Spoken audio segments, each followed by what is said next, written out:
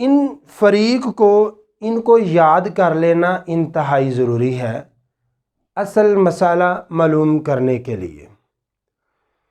ایک تو بات یہ ہے، ایک طریقہ کار یہ ہے کہ نصفیات میں سے اگر یہ پہلا عدد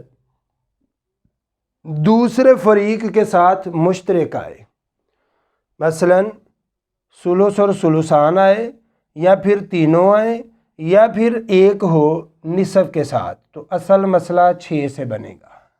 یہ رٹا رٹایا فارمولہ ہے۔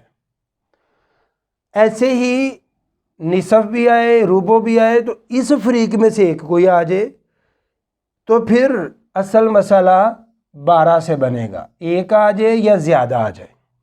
ایسے ہی 1/8 سمن فریق اول جو نصفیات کا فریق ہے اس میں سے سمن، اور دوسرے فریق کے بعض یا کل، یعنی ثلثان آ جائے یا ثلث آ جائے یا سدس آ جائے یا 2 مل کے آ جائے یا 3 مل کے آ جائے، لیکن فریق اول نصفیات والے گروہ میں سے سمن ہونا ضروری ہے۔ اگر نصف ہو، سمن ہو، اور اس فریق میں سے بھی کوئی ہو تو پھر بھی ہم سمن کا اعتبار کریں گے۔ اس لحاظ سے ہم اصل مسئلہ 24 سے بنا دیں گے۔ ایک طریقہ اصل مسئلہ حل کرنے کا یہ ہے جس کے اندر نتیجہ نکلا ہوا ہے کہ اگر اصل مسئلہ کے اندر مسئلہ کے اندر فریق اول فریق دوم سے بعض کے ساتھ یا کل کے ساتھ مخلوط آئے تو اصل مسئلہ 6 سے بنے گا۔ اگر ربع مخلوط آئے، 6 جائے، اس کے اندر نصف بھی پایا جائے، اس سے کوئی سروکار نہیں، لیکن ربع پایا جائے اور ربع کے ساتھ فریق دوم ہو، سمن نہ ہو، ربع سے اوپر والا ہو تو کوئی مذائقہ نہیں۔ اگر سمن ہو، ان میں سے کوئی ہو یا نہ ہو، لیکن سمن مخلوط آئے اس فریق کے ساتھ تو پھر اصل مسئلہ 24 سے بنے گا۔ اگر فریق اول کے ہی سارے ورثاء ہیں، ورثاء ایسی ہیں جن کا حصہ صرف فریق اول سے ہے، تو کیا ہوگا؟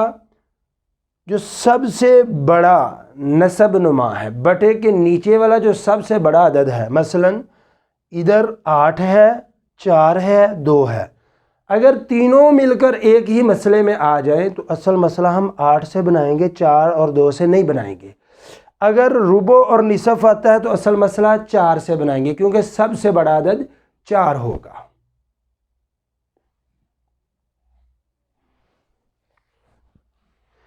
ایسے ہی فریق دوم میں اگر ثلثان، ثلث، سدس تینوں مل کر آتی ہیں تو تب بھی مسئلہ 6 سے بنے گا، یا پھر ثلثان ثلث آتے ہیں تو مسئلہ 3 سے بنے گا۔ اگر ثلثان سدس مخلوط آتے ہیں تو مسئلہ 6 سے بنے گا۔ ثلث اور سدس بھی مخلوط آتے ہیں تو پھر بھی مسئلہ 6 سے بنے گا۔ اب سوال یہ پیدا ہوتا ہے کہ یہ 2 فریق بنانے کی ضرورت کیا آئی، یا پھر ثلثان فریق اول میں کیوں نہیں شامل کیا اور سمن کو فریق دوم میں کیوں شامل نہیں کیا؟ اس کی کئی ایک وجوہات ہیں، جن میں سے 2 وجہ بڑی اہم ہیں، جن کو میں ابھی آپ احباب کے سامنے ذکر کرنے لگا ہوں۔ توجہ فرمائیں۔ اگر آپ کو پچھلے لیکچر میں کچھ سمجھ نہیں آیا تو براہ کرم کمنٹ باکس میں جائیں اور جا کر کمنٹ کریں، جو بھی آپ کا سوال ہے انشاءاللہ العزیز آپ کو بالتفصیل سمجھایا جائے گا۔ اگر میسج پر سمجھا دیا گیا، کمنٹ میں جواب کے ذریعے اگر آپ کو صحیح مسئلہ سمجھ آ جائے تو فابیہا، بہتر۔ اگر سمجھ نہ آ سکے تو انشاءاللہ مجھے اگر اس سوال پر الگ سے بھی ویڈیو بنانی پڑی تو انشاءاللہ العزیز اس پر الگ۔ اچھا جی، اب چلتے ہیں کہ یہ 2 فریق ہی کیوں بنائے، 3 فریق کیوں نہیں بنا لے، یا پھر 1 فریق کیوں نہیں کر لیا، یا پھر فریق اول کے بعد افراد کو فریق دوم میں اور فریق دوم کے بعد افراد کو فریق اول میں شامل کیوں نہیں کر لیا؟ تو ایک تو جواب اس کا یہ ہے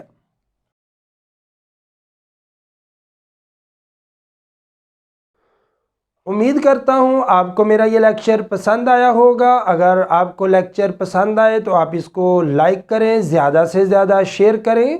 اگر آپ چینل پر نیو ہیں تو میرے چینل کو سبسکرائب ضرور کریں اور بیل آئیکن کا بٹن دبانا نہ بھولیے تاکہ ہر آنے والی نئی ویڈیو آپ تک پہنچ سکے۔ السلام علیکم ورحمۃ اللہ۔